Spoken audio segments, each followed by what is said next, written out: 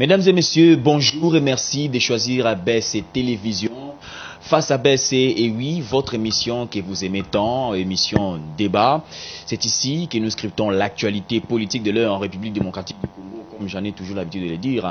Face à ABC est une émission où interviennent les invités pour donner de la voix en ce qui concerne l'actualité. Sur ce plateau, nous allons tout d'abord vous donner les sujets que nous allons débattre autour de cette table.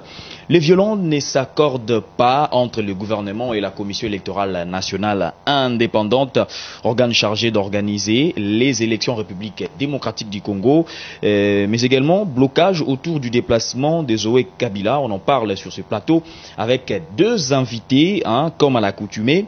L'un, c'est un habitué de cette émission face à BC, et l'autre, c'est pour la première fois qu'il participe dans cette émission débat. Eli Panzou, secrétaire général des Parézo, parti des réformes dans la société, et il est cadre au sein d'une structure, voilà si je peux le dire ainsi, FPAU, Force politique et sociale alliée à l'UDPS. Bienvenue. Merci monsieur le journaliste. Voilà, à ma gauche, Claude Molichou, analyste politique proche de Joseph Kabila, il est également journaliste. Bienvenue. Merci de l'invitation. Merci. Je salue également tout le monde qui nous suit en ce moment précis, notamment notre ami Eric Panzou. Eli Panzou. Eli Panzou, oui. Voilà. Ça me fait plaisir chaque fois que je suis invité sur Face à BS TV. Voilà. Vous êtes prêt à en découdre avec Claude Molichou? Très prêt. On est venu pour ça. C'est ça la démocratie. C'est moi avec beaucoup de plaisir. Voilà, nous allons entamer cette question tout d'abord du blocage autour du déplacement de Zoé Kabila. Qu'est-ce qui se passe exactement au régime Félix Tshisekedi? Vous commencez à appliquer les comportements de l'ancien régime de Joseph Kabila apparemment. Merci pour la question. C'est pour moi la deuxième fois, si je ne me trompe pas, parce qu'il y a la présentation, vous avez dit que c'était ma première fois. Dans l'émission Face à BS. Face à BS, voilà. D'accord, là je comprends. Merci beaucoup. Merci et merci à tous les spectateurs, tous les téléspectateurs qui nous suivent en ce moment. En fait, la question est tellement pertinente de savoir autour de l'interpellation. Je ne sais pas qu'est-ce que vous dites. En fait, c'est qu'il faut savoir qu'on se mette d'accord. La République démocratique du Congo est un pays, une jeune démocratie qui se consolide au jour le jour. On a eu la première alternance démocratique et pacifique. On doit consolider ces acquis-là jusqu'à ce que nous soyons ce que nous voulons être demain. Et dans toute les républiques sérieuses, les services de renseignement font son travail comme bon lui semble. Parce que les services de renseignement, il ne suffit pas seulement d'avoir une plainte à la tête de quelqu'un, d'un individu, pour qu'on puisse mener les enquêtes sur la question. Mais seulement que les renseignements doivent travailler comme il se doit. Et les renseignements, lorsqu'ils estiment utile à interpeller quelqu'un pour avoir certaines données en termes d'information sur la personne, cela ne peut jamais être qualifié d'une sorte de la dictature, d'une sorte d'un gouvernement de... Quelqu'un voulait rejoindre sa famille en Afrique du Sud. C'est ce que je suis en train de dire. C'est ce que je suis en train de dire. En fait, ce n'est pas de la démocratie. Il y a certaines personnes qui ont été à la manœuvre, c'est-à-dire à la gestion de la République, serrées en quelque sorte dépositaire des informations ou des secrets d'État, et en termes de renseignements, à l'époque de Joseph Kabila, il n'était pas la moindre personne. Donc il fallait que il fallait que les services des renseignements puissent puissent avoir un peu d'éléments en termes de son déplacement. Et ça c'est évident. Ce n'est pas une dictature. Ce n'est pas une dictature. Ce n'est que normal.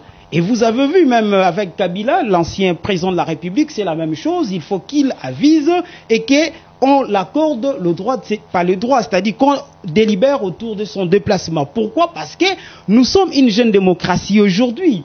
Beaucoup nous envient de bien comme de mal. Donc il faut que la République se rassure de beaucoup de choses en termes de renseignements. Ça, ce n'est pas une interpellation au niveau de la justice. C'est les renseignements. Mais son passeport a été retenu. Justement, après avoir mené les enquêtes, lui interrogé, évidemment, et par la suite, on l'a remis son passeport, il n'y a pas de problème. Donc, ce sont de pratiques qui sont régulières et légales dans toute la démocratie, parce que les renseignements dans un État, c'est une sûreté publique qui doit être vue à la première vitesse. Très bien.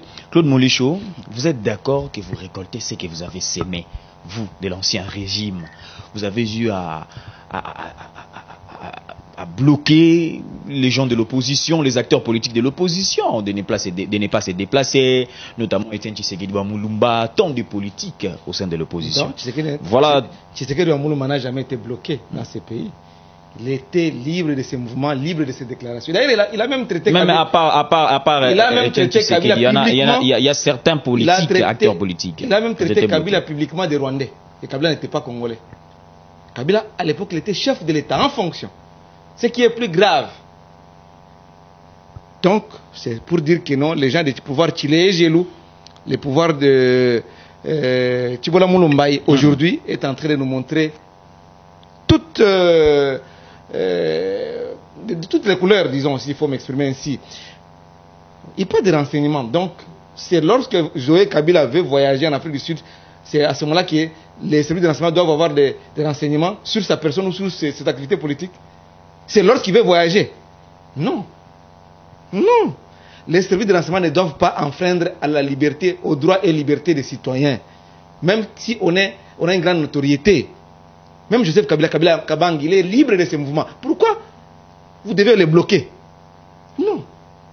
Tu penses que les dangers viendraient strictement du côté de Kabila? Quelqu'un d'autre? Peut-être que c'était question d'enquête. Quelle enquête? Pendant qu'il est ici au Congo, des années, des mois et des mois, des années, on ne peut pas mener des enquêtes. Ce sont les services de renseignement. On peut mener des renseignements même en information, même à distance. Même ce qui se passe en Mauritanie ou soit en Océanie. On peut toujours mener des renseignements. Il faut avoir les moyens. Et les services de sécurité ne s'affichent pas comme ça pour dire que non, je vais t'arracher ton passeport diplomatique, pourquoi tu veux voyager, on doit passer par là, on va t'auditionner et te malmener. Ça, c'est contre la liberté de mouvement déjà. C'est contre les droits de l'homme. Pensez-vous que dans ces régimes de Félix Tshisekedi, il y a de la démocratie? Il n'y a pas de... Voilà pourquoi on disait que c'est la dictature qui s'installe. Il y a des gens qui sont morts pour faire avancer la démocratie. Mais vous récoltez ce que vous avez sémé. Qu'est-ce qu'on a sémé? Je vais vous donner un exemple. Vous avez sémé de la dictature, encore certains observateurs. Si on avait sémé la dictature, Chadar pouvait être proclamé président de la République ici en 2018, dans ce pays. Kabila, c'est un démocrate, c'est le père de la démocratie au Congo. Joseph Kabila Kabang le Raïs. C'est le père de la démocratie. Son père, M. Laurent Désiré Kabila Moïwa Chouma, est parvenu à mettre fin à la dictature de Mobutu, parce que Tshisekedi le père. Paix à son âme, Etienne Tshisekedi. Et Mobutu faisait un petit jeu là de cache-cache pour dire que non, je suis opposant, le lendemain se retrouve. Alors, mais il fallait que Kabila, le père, M. Laurent, quitte l'est du pays et à 7 mois et arriver à Kinshasa pour mettre fin à cette dictature de Mobutu. Et aujourd'hui, on a eu l'alternance, je m'excuse, on a vécu l'alternance en 2018, en 2019. C'est parce que Joseph Kabila a démocratisé le pays. Nous sommes allés 3 fois aux urnes et le peuple congolais s'est prononcé.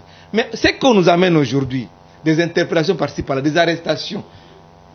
Des arrestations? Vous parlez de quelle autre arrestation? Mais je vous dis. Mais Joseph Kabila n'a pas été arrêté. La presse est muselée. Non, quand on est en train de vous priver de vos libertés, c'est contre les droits humains. Qu'est-ce qu'il a fait? Qu'a-t-il fait Joseph Kabila pour qu'il soit interpellé et que son passeport soit arraché? C'est parce qu'il veut voyager, aller rendre visite à sa famille en Afrique du Sud, pour les besoins de famille, et vous devez, parce que vous êtes au pouvoir, et vraiment enfreindre la liberté de quelqu'un, de mouvement. La Constitution nous dit que nous sommes libres, on peut se mouvoir, on peut se promener, on peut se déplacer n'importe où, pourvu de respecter les droits des autres. Mais quand vous empêchez les gens de se mouvoir, quand vous empêchez les gens de circuler, c'est contre la Constitution, c'est contre les droits de l'homme. On a vu ici des marches réprimées, les marches de la Mouka, les marches du FCC, contre la CENI. Denis Kadima, qui fait l'actualité aujourd'hui avec l'affaire de Nicolas Kazadi et Denis Kadima. On en parlera. Mais les gens ont marché pour dénoncer la désignation des Denis au niveau de la CENI. Mais ils ont été bastonnés. Il y a même des morts. Il y a un certain qui s'appelle Davin, hein, de la Mouka, hein, un membre de la Mouka, qui a trouvé la mort lors des manifestations. Lui-même, le président de la Mouka, ou le cordon de la Mouka, Martin Fayoulou, a été bastonné du côté de la Tchangou là-bas. Très bien. Lors de la première marche, réprimé violemment par la police. C'est ça les droits humains, c'est ça l'état des droits que l'UDPS nous a amené. Nous disons que ça ne passera pas. Des deux, ils sont en train de procéder à des nominations partout, qui frisent le tribalisme. Les Congolais sont intelligents dans toutes les 26 provinces. Pas seulement dans une province, dans un clan ou dans une famille politique. Les pays nous appartiennent tous. Kabila a travaillé avec tout le monde, toutes les tribus, les 450 tribus de la République démocratique du Congo. Mais ce que nous voyons aujourd'hui, ce n'est pas démocratique. Pendant que la Constitution nous recommande la représentativité nationale. Ce n'est pas ce que nous voyons. Mon cher, c'est la dictature que l'UDPS, c'est la dictature que l'Union sacrée est en train de nous amener aujourd'hui. Et ça ne passera pas en 2023. Est-ce que, Maître Eli Pandou, vous appliquez aujourd'hui l'état des droits que le chef de l'État est en train de prôner, la liberté de personnes, de se déplacer facilement? Parce que le déplacement de Zoé Kabila, en quoi est-ce que ça vous a choqué? En quoi est-ce que ça vous a dérangé? Merci pour la question. En fait, je dois vite répondre à mon ami Moulicho. Lorsqu'il dit pendant le régime de Kabila, on n'a jamais vu quelqu'un être, je sais pas moi, obligé en exil et consort. Je rappelle que Étienne Tshisekedi, le père de la démocratie en République démocratique du Congo, a été relégué. Le père de la démocratie, c'est Joseph Kabila Kabang, c'est pas Étienne Tshisekedi. Le père de la démocratie ici au Congo, c'est Joseph Kabila Kabang. Tranquillisez-vous, je n'ai pas parlé quand il avait la parole. En fait, le père de la démocratie, Étienne Tshisekedi Wamulumba, a été relégué dans son village natal et puis allé en exil sous Kabila, Nzé Laurent Désiré Kabila, les AFDEL qu'il défend aujourd'hui. Ce qui est faux lorsqu'il dit qu'il n'y a jamais eu d'exilé politique, on n'a jamais contraint quelqu'un en exil en temps de Kabila, parce qu'aujourd'hui, aujourd'hui, c'est très difficile pour les Congolais de chez nous ici face à ce qu'on appelle Kobwa Kangunda, parce que l'espace politique congolais est déjà décrispé, tout le monde peut venir comme il veut, alors qu'à l'époque, c'était très récurrent, même aux États-Unis, partout dans le monde. Si vous dites que j'ai fui Kabila, on vous donne vite le papier, parce que ces régimes-là ne blaguent pas. Vous avez vu notre ami qui avait lancé, je ne sais pas moi, une pierre ou quoi que ce soit, il n'a jamais été jugé. Ce sont les parties de son corps, je ne sais pas si c'était mangé ou par de quelles bêtes féroces. Et quand il parle de tribalisme dans les nominations ou dans les institutions de la République démocratique du Congo, mais c'est Claude Moulicho. Les institutions de la République démocratique du Congo, article 68 de la Constitution, on parle un président de la République. Le président de la République démocratique du Congo, c'est un Moulouba.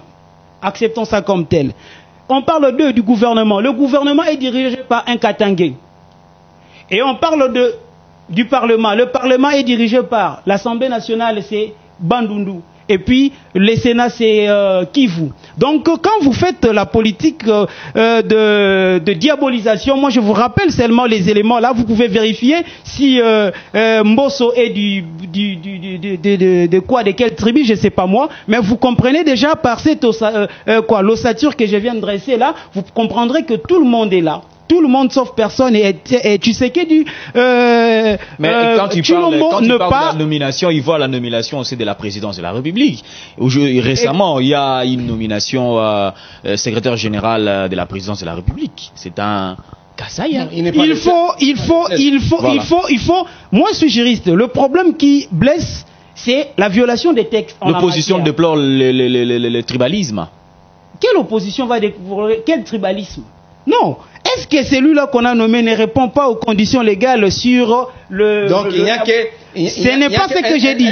Je viens de dresser la liste de membres de institutions. Je viens de dresser ici la liste. Vous vous êtes rendu compte qu'on a le Bandundu, on a le Katanga, on a le Kivu, on a le Kassai. Tous sont à la gestion de la République. Et aussi, le président de la République en droit congolais, nous sommes dans un régime semi-présidentiel où toutes les décisions qu'il prend en matière de nomination sont des décisions soumises à ce qu'on appelle la compétence liée, c'est-à-dire proposition du gouvernement, et ça passe par lui et lui signe les décisions. Il ne faut pas faire croire que les décisions que prend le chef de l'État en matière de nomination, comme à l'exemple ici des ambassadeurs, c'est sur proposition du gouvernement, notamment le membre du gouvernement dont il est question, c'est le ministre des Affaires étrangères. Donc cet élément-là. Et aussi, je voulais encore préciser une chose. Quand vous parlez de Zoé, en fait, la démocratie en République démocratique du Congo a connu des reculs avec l'avènement de AFDEL au pouvoir. Quand Mouzé Laurent Désiré Kabila vient au pouvoir, lui qui a combattu un régime dit dictatorial, il suspend le fonctionnement des partis politiques. C'est un recul grave que Mobutu avait accepté en son temps avant son départ. Nous sommes vers les années 90 avec son fameux discours de l'ancien. Comprenez mon émotion, il a accepté les partis politiques. Mais lorsque Mouzé Laurent Désiré Kabila vient au pouvoir en 97, il commence d'abord par suspendre le fonctionnement de tout parti politique. C'est une démocratie? J'ai dit non. Et deuxième chose, quand il prend le pouvoir, lui, qui s'est dit démocrate, quelle est la première chose qu'il a fait? 10 jours après sa prise de pouvoir, les 17 mai, et puis les 27 mai, qu'est-ce qu'il fait? Il va faire ce qu'on ne pouvait pas accepter. Il va élaborer de ses propres mains une constitution à 17 articles. Or, la démocratie, est-ce que la constitution sera élaborée par une assemblée constituante originaire? Rapidement, maître. Je vais chuter par là parce qu'on prend ici la démocratie que le AFDEL nous a amené. J'explique ça. Il a fait une constitution entre ses mains. Et chose la plus grave, ça va vous étonner si vous n'êtes pas informé. Les téléspectateurs doivent comprendre ça. Mouzé Laurent Désiré Kabila est parvenu à nommer le parlementaire. Est-ce que dans quel pays du monde on peut nommer un parlementaire? Entre autres, Mama Tchalamouana, je ne sais pas qui elle était à ses yeux. Elle est nommée comme parlementaire, nulle part on l'a voté. Donc, nous étions dans une démocratie où la constitution élaborée par le président de la République, dans cette constitution, il n'avait même pas prévu le mode on appelle ça quoi, la succession de pouvoir en cas de son empêchement. Voilà pourquoi quand il est mort, il s'est posé ses problèmes parce que la constitution était muette. Donc, il nomme le parlementaire. Et ces régimes-là, Mouly Chauvin nous dire que c'était démocratique, ces régimes-là. Et lorsque Kabila le fils a pris les relais, c'était presque la même chose jusqu'à ce où nous sommes arrivés. Donc la démocratie congolaise aujourd'hui, qui a connu des reculs gravissimes donc, avec les régimes AFDEL, nous relevons. Pourquoi? Parce que hier, pas plus longtemps qu'hier, le chaîne de télévision, vous avez souffert. Il suffit d'avoir un article qui contredit Kabila, vous êtes aux arrêts, et des fois aussi la chaîne est fermée. Aujourd'hui, depuis l'avènement de Félix Tshisekedi au pouvoir, combien de chaînes ont été arrêtées? Combien de chaînes ont été fermées? Vous n'êtes pas renvoyés au chômage, vous les journalistes. Deuxième chose, retour des exilés politiques. Je vais finir par là. Très bien. Je vais finir par là. Il a parlé de marche. Claude Moulucho a parlé de marche. Mais à l'époque de Kabila, les marches étaient réprimées au sang. On n'a pas mon collègue enseignant à l'université, à savoir Rossi Mukendi. Il est parti, Claude, Thérèse Kapangala, sans compter beaucoup de cas de sacrilège. Très bien, maître. Je vais donner la parole. Donc, Claude Moulucho n'a pas enseigné ici la démocratie, que eux n'ont même pas pu relever le défi. Je vais accorder la parole à Claude Moulucho pour clore avec ce sujet, échanger, parler de la CENI.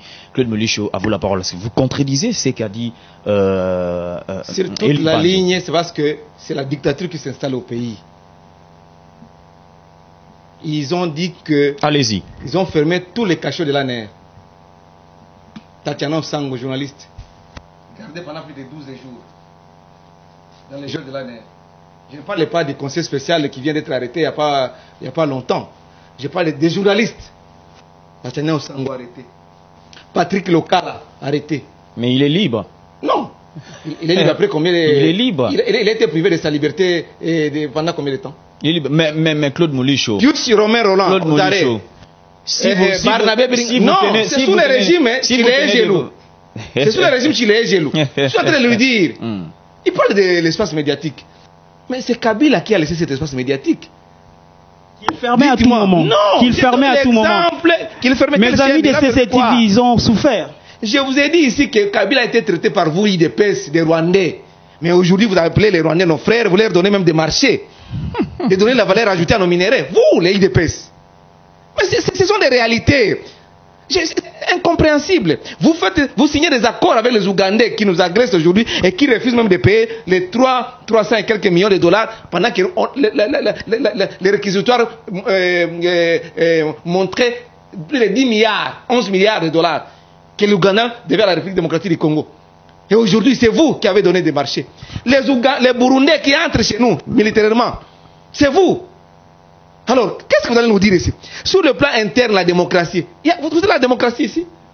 Si vous donnez des cas de gens qui sont arrêtés, des gens qui ont été tués sur les terrains de marche, un militaire de la Mouka. Qu'est-ce que tu vas nous parler?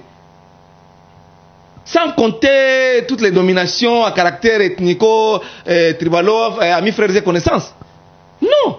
Mais il a parlé de Mbosso le Dibandou. Non. Il a parlé faut arrêter avec cette affaire de Mbosso. Du Premier ministre, Non, il est du Katanga, non. les bâtis. Il est conscient. Où est-ce que vous voyez le tribalisme? Il est conscient de cet aspect-là. Il est conscient.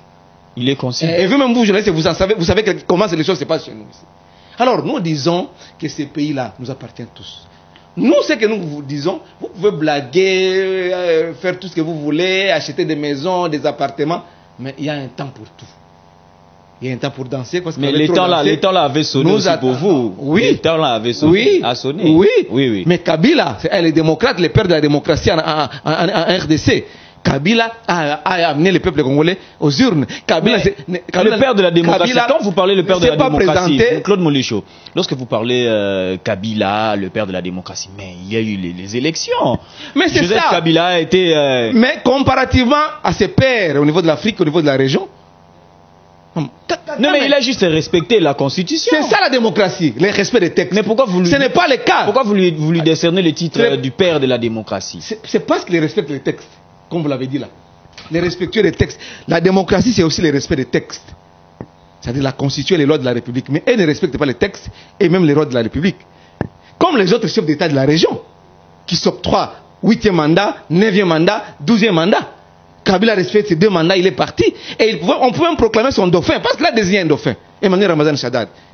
Ah, donc vous étiez en train de manipuler la CENI lorsque vous dites que vous pouvez... Et on avait manipulé la CENI comme eux le font aujourd'hui. Shadad pouvait être proclamé président de la République. Parce que Kabila avait tous les pouvoirs entre ses mains. Comme vous le dites. Tout. Voilà pourquoi nous disons que c'est Joseph Kabila qui est le père de la démocratie. Oui, en parlant de la CENI, je voulais vous poser également directement, on entame le sujet, cette question du méli-mélo, de la pièce contre pièce entre le président de la CENI et le ministre des Finances, Nicolas Kazadi. Claude Molicho, le président de la CENI, Denis Kadima, affirme n'avoir reçu aucun centime en termes de financement pour le préparatif du processus électoral des gouvernements par le canal de son ministre des Finances, contredit et dévoile que le gouvernement a déboursé près de 37 millions de dollars en faveur de la CENI. Face à cette situation, qui dit vrai? C'est le pouvoir chilien, le pouvoir Chibola Moulumbaï. Ça veut dire quoi? Non, c'est la médiocrité. Ah bon? Parce que hier, la chanson c'était que Kabila nous a bloqués, le FCC nous a bloqués, voilà pourquoi nous n'arrivons pas à organiser les élections, nous ne voulons pas à réaliser nos projets et à accomplir nos programmes. Mais aujourd'hui, Kabila continue à les bloquer. Voilà cette guerre entre le ministre des Finances et le président de la CENI qui est contesté jusqu'aujourd'hui parce que la façon dont il est arrivé là-bas, c'est antidémocratique. Voilà, nous disons que c'est la dictature que vous voulez installer ici. La première fois que l'église catholique s'est retirée des processus de 8 confessions religieuses. C'est la première fois que l'église du Christ au Congo s'est retirée du processus de 8 confessions religieuses. Depuis 1990, date à laquelle on a signé la charte des 8 confessions religieuses. Mon cher ami, du côté de la CENI, la première sortie médiatique du soi-disant président de la CENI qui dit que non, je n'ai jamais reçu même un euro. Sur le processus électoral, bien sûr. Quand on vous donne l'argent sur les fonctionnements et les arriérés de salaire et les frais d'installation, ce sont les frais de l'État. C'est l'argent des contribuables congolais. Ce n'est pas votre argent, vous, Denis Kadima. Non. Il fallait qu'ils disent que non, pour le processus électoral, je n'ai reçu aucun euro. Mais pour l'installation, les arriérés et les frais de fonctionnement, j'ai reçu 37 millions. C'est ça la redevabilité. Et c'est ça la conscience. Mais lui dit qu'il n'a reçu aucun centime. Mais il n'a pas. Peut-être pour les processus électoraux, parce qu'ils ont rendu public une feuille de route, un planning à exécuter étape par étape. Mais en ce qui concerne les frais de fonctionnement, les frais d'installation, il a perçu de l'argent. Ils ont perçu 37 millions de dollars. Pourquoi ne pas accepter que non, effectivement, le gouvernement doit donner 37 millions? Alors, qui dit vrai? Le ministre dit c'est le pouvoir chilien jaloux. Donc, ces gens-là, ils sont en train de manigancer pour flouer le peuple congolais et reporter les élections. Mais vous, je vous ai dit que... Mais vous également, vous n'êtes pas prêt à aller aux élections. Nous, on dit matin... Vous êtes là à contester... Mais c'est les journalistes. On vous dit matin, midi, soir qu'on n'acceptera jamais même une minute de prolongation. Matin, midi, soir. Tous les jours. Je passe par ici pour vous le dire. Mais vous, même pas une seconde. Vous, l'ancien régime, l'opposition vous a accordé... non, c'est pas l'opposition. L'opposition vous a accordé la prolongation. Les élections allaient avoir lieu en 2016. C'est le dialogue de la Senko. Et c'est là que quelqu'un de l'opposition est passé Premier ministre. Et d'abord Badi Banga et puis Tibala. Les élections allaient avoir lieu en 2016. Mais nous, du coup, on a organisé les élections en 2018. Le mandat est de 5 ans. Qui s'achètent des voitures, des maisons ou des étapes de voyage, qui gaspillent l'argent de l'État, ce n'est pas notre affaire. Que Kadima dise que non, je n'ai jamais reçu l'argent. Que Kazali dise qu'il a donné 37 millions. C'est leur affaire. Parce qu'aujourd'hui, c'est plus Kabila qui bloque. C'est leur affaire, vous êtes Congolais. Non, nous sommes hors jeu. Pourquoi je dis c'est leur affaire? Parce que nous sommes hors jeu. Hier, ils disaient que Kabila, maintenant, s'il y a blocage, vous serez toujours hors jeu. Ce sont ceux qui ont dit qu'ils ont déboulonné Kabila. Quand il y aura blocage. Comme ils ont déboulonné Kabila, c'est leur gestion. Quand il y aura blocage, vous serez toujours hors jeu. Non, nous on dit le mandat est de 5 ans. Écoutez, le mandat est de 5 ans.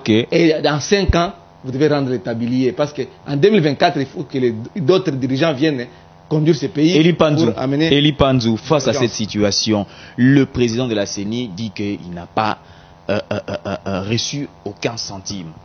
Et le ministre des Finances dit qu'il a décaissé 37 millions de dollars. Là, ce sont des manœuvres pour retarder les élections de 2023. N'est-ce pas? Merci, monsieur le journaliste, pour cette question aussi pertinente. Je voulais, avant d'en arriver tout de suite, là, je vais brosser sa fuite, mais revenir un peu avec Claude Molicho, qui parle de l'armée ougandaise, l'Ouganda d'abord, qui rapidement parce que nous sommes déjà passés ennemi, et puis aujourd'hui son armée. Bon, je veux lui faire comprendre que les États n'est pas comme nous, les hommes avec des états d'âme, les tempéraments. Les États n'ont que des intérêts. Les amis d'hier peuvent être les grands ennemis éternels, comme les ennemis d'hier peuvent être les bons amis d'aujourd'hui si les intérêts se convergent au cours des cycles de vie des États. C'est ce qu'il doit savoir. Et aussi, ce n'est pas une incursion de l'armée rwandaise au Congo. Non, non, non. Il y a eu un accord qu'on appelle accord de défense commun que la RDC a signé avec l'Ouganda, parce qu'à ce moment-là, l'Ouganda et la RDC se sont trouvés en face d'un ennemi commun qu'on appelle les ADF. Les ADF, c'était un groupe rebelle hostile au régime de Museveni. L'armée rwandaise est jamais entrée ici. L'armée rwandaise a combien de reprises? Si je peux parler, sécurisez-moi, s'il vous plaît. Très bien, très bien. Okay. Mais rapidement, voilà, nous avons changé je suis en train de finir par là. Donc, c'est un accord de défense commun qui est signé entre les RDC, c'est normal, c'est pour traquer les ADF. Aujourd'hui, les résultats sont escomptés. Vous allez voir ça, pour mieux comprendre ça, voyez les agitations du président rwandais. Et donc, vous pouvez comprendre ce qui est comme bilan de cet accord commun de défense. Alors, pour finir... Vous lui avez donné des marchés, non? Pour finir... des coltins et des lithium. Vraiment, ça c'est vous qui le dites, vous pouvez prouver ce que vous dites. Oui. Si vous avez les éléments de preuve... Vous avez les éléments? Vous pouvez... moi j'ai les éléments, il y a un accord de défense commun. On a non, je parle du Rwanda. Les Rwandais, voilà. Et qui aujourd'hui les Rwandais pour dire qu'il peut entrer au Congo sans demander la permission. Oui, ça ce sont des agitations. Ce ne sont pas des agitations. À travers... c'est la 15e déclaration. Parce que vous savez que le Rwanda n'a pas en termes de potentialité de l'or que la RDC a. Mais il s'est fait premier... Prenons cette question. Alors, je vois la CENI. En fait, monsieur le journaliste, vous devez savoir, avec la question ici de la CENI. Exactement. La CENI. En fait... il n'y a jusque-là aucune contradiction entre les deux institutions de la République, à savoir la CENI. Je vais m'expliquer. Il y a pièce contre pièce. Je vais m'expliquer. Il n'y a aucune contradiction. Il n'y en a aucune. C'est peut-être nous qui analysons mal, qui disons qu'il y a contradiction. Voilà. Alors, vous avez le président de la CENI qui dit n'avoir pas réussi de fonds pouvant l'aider à financer les processus qu'il a déjà décrits dans son calendrier. Et de l'autre côté, vous avez un membre du gouvernement, au nom de du gouvernement dont il est membre, dit qu'il y a 37 millions, à peu près 37 millions, décaissés pour la CENI, pouvant supporter les processus électoraux déjà décrits sur les calendriers. monsieur le journaliste, ce qu'il faut comprendre ici, c'est le droit financier. Voyez-vous, les finances publiques, ce n'est pas comme je suis avec vous dans les plateaux, je sors, je te donne, tu pars avec. Non, non, non. Les finances publiques a des règles. Voyez-vous, quand on exécute une dépense, ce n'est pas que le Premier ministre donne son aval, on décaisse l'argent du coup de là jusqu'à la CENI. Ce qui est là, c'est d'abord l'option levée au sein du gouvernement à travers les conseils des ministres. Désormais, on a accepté, le gouvernement de la République démocratique du Congo va allouer la CENI pour le processus électoral en cours d'une enveloppe à peu près de 37 millions. Ça, c'est une volonté et aussi une option levée. Après avoir maintenant levé l'option, le ministre qui est en charge des finances publiques va maintenant, à travers d'abord le ministre, je dirais, c'est-à-dire il y aura les concours entre ministres de finances ainsi que le ministre de budget qui vont exécuter cette option levée par le conseil de ministres. Et cela ne se fait pas du jour au lendemain ou dans 2 jours ou dans quelques heures. Non, non, non. Cela prend du temps. Ça peut prendre, je ne peux pas dire ici une semaine, mais ça prend un peu un minimum de temps parce que les finances publiques sont gérées à travers le loi qui prescrit le mode opératoire de gestion des finances publiques. Ce n'est pas du jour au lendemain. C'était juste pour dire que mais parlons de la politique. Les gouvernements a bel et bien décaissé ça, c'est-à-dire a ordonné à ce que cela s'efface et la procédure s'exécute jusqu'à ce que M. Denis Kadima va voir dans son judiciaire, dans le compte bancaire de la CENI, être accrédité de cette somme d'argent pouvant le permettre à faire son travail. Donc il n'y a pas contradiction jusqu'au-là. Donc c'est juste une malcompréhension, une sorte d'incompréhension qui règne par ceux qui ne maîtrisent pas la gestion des finances publiques en République démocratique du Congo. Donc il n'y a que lui qui maîtrise les lois des finances publiques. Voilà, c'était pour éclairer la lanterne de mon ami en face. Non, vous n'avez rien éclairé. J'ai éclairé votre lanterne. Désormais à la sortie d'ici, vous n'allez pas dire la même chose qu'avant parce qu'on est aussi en quelque sorte un amateur enseignant quelque part. Donc ce sont ces questions qui relèvent. Vous n'avez rien éclairé. Voilà. Alors, Monsieur Moulichou a dit tout à l'heure. Moulichou dit que vous n'avez rien éclairé. Non, peut-être. La compréhension, c'est aussi un problème de volonté. Lorsqu'on refuse de comprendre, c'est difficile. C'est pas question. J'ai du mal à comprendre. Donc, c'est pour dire, à des termes clairs, je voulais dire ceci. Quand le membre du gouvernement parle de 37 millions décaissés pour, j'allais dire même disponibles pour, voilà, là c'était bien compris. Alors, voilà, je parle de l'ECC 5 ans qui se retire. Ah, voilà, ça encore, c'est un débat, ça. Ça encore, c'est un débat. Ce n'est pas un débat. Ce n'est pas un débat. La plateforme créée depuis les années 90 donne ou confère à chaque confession religieuse la même pondération de voix. Ça date pas d'aujourd'hui. Lorsque vous êtes au nombre de 7, on dit vous valez tous la même chose, comme moi qui vous parle ici. Je suis avocat, membre au Conseil de l'ordre. Alors, lorsque les décisions se prennent au sein du Conseil de l'ordre, notre chef direct, c'est le bâtonnier. Mais sa voix compte une seule. Donc nous, les membres, nous pouvons les minoriser. La loi ne prévoit pas la prépondérance de sa voix vis-à-vis de nous qui sont membres. C'est-à-dire, c'est pour dire que c'était la même chose avec cette loi-là, plutôt c'est la plateforme des confessions. Toi, tu avais lu la charte des confessions religieuses. Cette charte-là ne confère pas ni à l'ECC ni à la CENCO une voix prépondérante. La dictature vient du fait que vous ne voulez pas que le président des séances puisse convoquer la plénière. Monsieur Moulichou, est-ce que c'est l'église catholique, la CENCO, qui a convoqué la plénière? Monsieur Moulichou, laissez-moi parler. Est-ce que la commission paritaire... Question. Donc, laissez-moi, s'il vous plaît, monsieur le journaliste. La problématique des législations de Kadima, les agitations peuvent expliquer tout ce qui se passe. Les agitations peuvent expliquer aussi qu'est-ce qui se passe. J'ai aussi le même temps d'antenne. Très bien. Alors, la loi, c'est-à-dire le statut sur rapidement, maître, vous prenez tout votre temps. Ne donne pas. C'est comme si vous enseignez les téléspectateurs.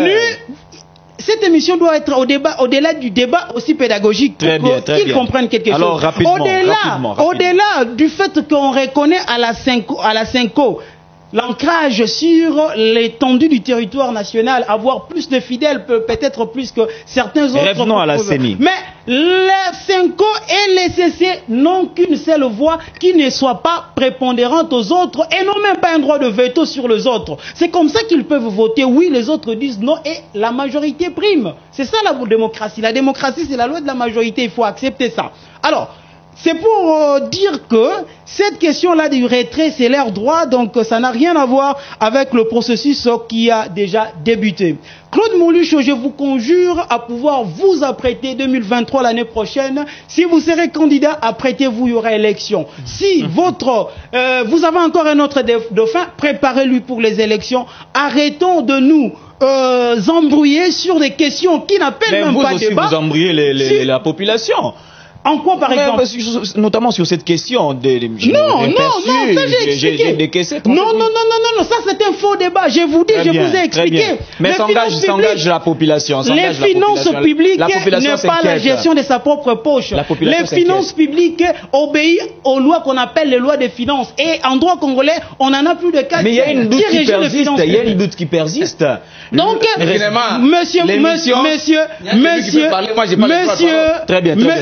Monsieur Denis Kadima est très à l'aise, il va percevoir cette somme d'argent que la RDC a décaissée pour l'organisation de la très bientôt. Molucho, prenez la parole. Je vous ai donné maintenant la parole. Peut-être qu'il n'a pas suivi. Je vous donne maintenant la parole. Allez. Kadima, qui est contesté comme président de la CENI, s'est plaint sur les antennes de Top Congo.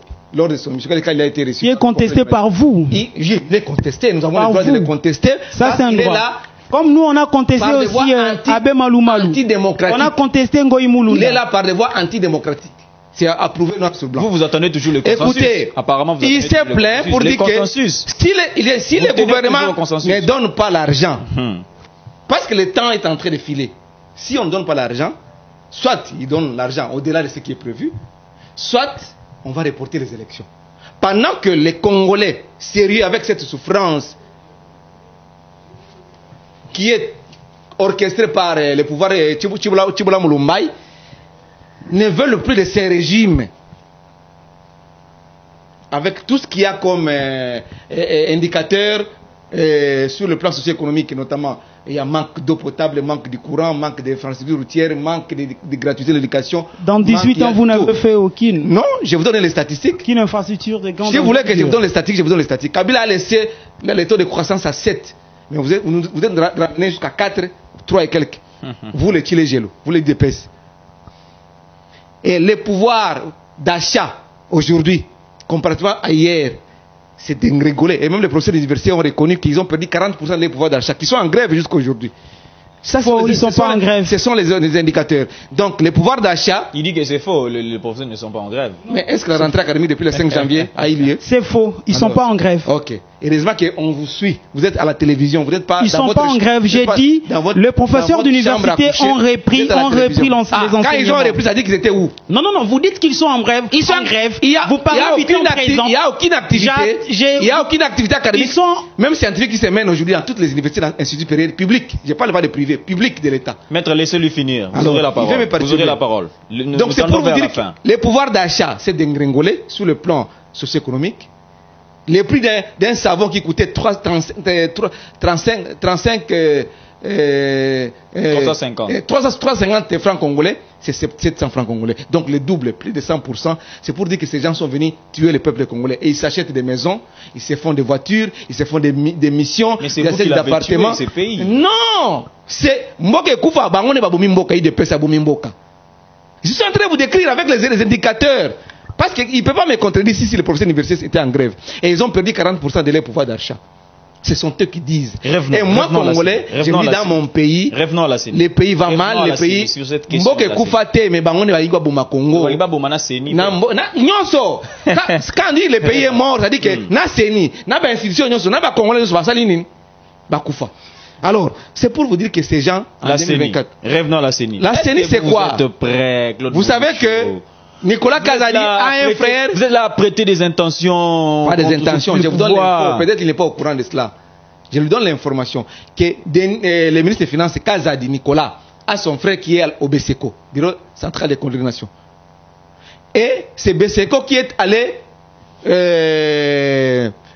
qui veut maintenant payer au nom du gouvernement les véhicules des membres de la CENI.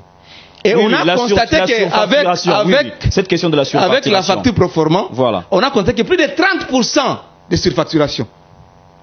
Nani Alingali Ambongwana qui veut assurer la rétrocommission, c'est le frère Nicolas Kazadi. Parce que c'est lui qui a le marché entre ses mains. Donc, oui, je vous donne l'information. Il y a des choses qui se sont déroulées. Du côté de la CENI, je donne l'information. Voilà. Allez vérifier. Du côté de la CENI, exactement, on veut l'autonomie financière. On veut vivre l'autonomie financière. C'est-à-dire que l'argent débloqué par le gouvernement soit géré à 100% par les CENI. Parce qu'ils ont un questeur, ils ont tous les membres selon eux. Voilà la guerre. C'est autour de l'argent. Tout ce que vous entendez là, c'est du cinéma. Et ces gens-là, ils nous ont dit que les pays où soit les pouvoirs chiliens ont mobilisé plus de 8 milliards de dollars pendant qu'il y a des grèves par-ci par-là, il y a des impaiements, il y a des détournements. Justement, Claude Nolicho, pourquoi alors, voilà ces contrastes-là, pour vous dire que ces gens n'ont pas la volonté d'organiser les élections. Voilà, mais pourquoi précisément étaler ce linge sale en public? Est-ce que la population... C'est ça leur façon de gérer les choses. Vous vous souvenez quand il y a eu les problèmes de paiement des enseignants et autres beaux-frères et belles-sœurs qui ont surveillé les TENAFEP, le dossier Alingete Tony Mwaba, sur le paiement de 16 millions de dollars de fonds alloués aux surveillants du TENAFEP, peut-être fait des sites primaires. C'est Kabouya, c'est autour de Kabouya, secrétaire général de l'UDPS, que les choses se sont réglées là-bas. Et après, Kabouya elle a dit à Alingete et Tony Mwaba, qui est Botianase, oh, il faut qu'il pouvoir chef de l'État, soit en public. Donc vous pensez que ce n'est pas la première fois. Mais c'est ce que nous disons ici, c'est autour de l'argent. Quand vous êtes dans un contexte de pouvoir, d'amis, frères et connaissances, tout le monde fait gagner quelque chose. Même pas devoir malhonnête. C'est ce que nous sommes en train de vivre aujourd'hui. Alors, qu'est-ce qu'ils peuvent nous dire encore pour dire que non, c'est une gestion orthodoxe, c'est le peuple d'abord. Vous entendez encore la cité les gens crier le peuple d'abord? Non. Ce sont les députés d'abord, les membres de la CENI d'abord, les ministres d'abord, les membres du cabinet du chef de l'État d'abord. Et le peuple est délaissé à son triste sort. S'inscrit en faux dans toutes ces histoires qui se déroulent sur la facturation des charrois mobiles et consorts. Comment? Parce que les témoins sont là. Je voudrais donner ces Quels sont ces témoins? 30% de surfacturation pour l'achat de véhicules. La CENI veut gérer son argent. Parce que Bango Bakolia. Nicolas Kazadi veut gérer la CENI. Chaque fois qu'il débloque, il voit, il dit qu'est-ce que vous en avez fait? Voilà pourquoi il a impliqué même son frère qui serait au niveau du BCECO, Bureau central de coordination, pour que cette facturation-là des véhicules puisse lui revenir et puis qu'il puisse gagner les marchés et gagner quelque chose de l'argent. C'est ça le pouvoir Chibola Moulumbaï, le pouvoir chilégien. Voilà. Maître Eli Panzou, dans tout ça, à quelle vérité c'est voué? Merci. Encore une fois de plus, je ne cesserai de vous remercier parce que vos questions permettent à ce que vos téléspectateurs puissent avoir vraiment de l'éclairage sur une minute. Beaucoup... Je vais donner aussi une minute à Claude pour clore avec cette émission. Voilà. La surfacturation. Je n'entre pas dans ces débats parce que je n'ai pas vraiment trop d'éléments sur ça. Mais seulement ce qu'il faut louer avec Félix Tshisekedi Tshilombo à la tête de la République. Hier, on ne pouvait même pas émotionner dans votre tête, même réfléchir qu'il fallait contrôler même, voyez-vous, parler même de dépassement budgétaire à la présidence. Si vous osez dire ça, vous allez en enfer. Aujourd'hui, on peut dire à Félix Tshisekedi dépassement budgétaire. Aujourd'hui, on peut mettre la main sur un membre du gouvernement. Aujourd'hui, on peut aussi, voyez-vous, parler de la surfacturation et que cela soit porté même jusqu'à devant le juge. Mais hier, toutes ces questions-là, on ne pouvait pas les dire. On ne pouvait pas émotionner ça. Mais c'est votre pouvoir, il fallait le protéger. Il fallait étaler, il fallait... C'est pour dire que l'état de droit a ses deux pieds dans le sol congolais. Avec des détournements. Et qu'aujourd'hui, l'état de droit, ce n'est pas un état où il n'y a pas de faute, il n'y a pas de peine, il n'y a pas de... Maintenant, les détournements s'invitent. Même aux États-Unis d'Amérique, tout le monde vient avec son dossier de rétrocommission. S'il vous plaît, Moulicho, apaisez-vous, laissez-moi parler. Il a une minute. Voyez-vous, L'état de droit n'est pas un état où on vit comme au paradis. Ce n'est que dans le ciel, moi je suis chrétien, qu'il n'y aura pas de peine, il n'y a pas d'infraction. Pourquoi? Parce que tout le monde sera saint. Mais ici, dans la terre des hommes, l'état de droit c'est quoi? L'état de droit c'est que comportez-vous conformément à la loi. Si vous ne vous comportez pas conformément à la loi, il y a une peine. C'est ce qui s'est vu aujourd'hui. Le membre du gouvernement interpellé, aujourd'hui on parle de surfacturation lorsqu'on va mettre la main. Parce qu'aujourd'hui, l'IGF est déjà dans le mur. Quel membre du gouvernement qui est interpellé? Quel est ce membre du gouvernement qui est interpellé? Bakonga et tant d'autres. Voilà. Aujourd'hui, Alinguet sera dans le mur de la CENI. Alinguet sera dans le mur de la CENI. Si Denis Kadima, il n'est pas plus grand qu'un directeur de cabinet du chef de l'État en fonction. Il a été interpellé, mis aux arrêts, il y a un jugement sur lui et le procès continue. Aujourd'hui, Denis Kadima n'est pas plus grand que lui. Si aujourd'hui il s'avère... Le procès continue. S'il vous plaît, s'il vous plaît.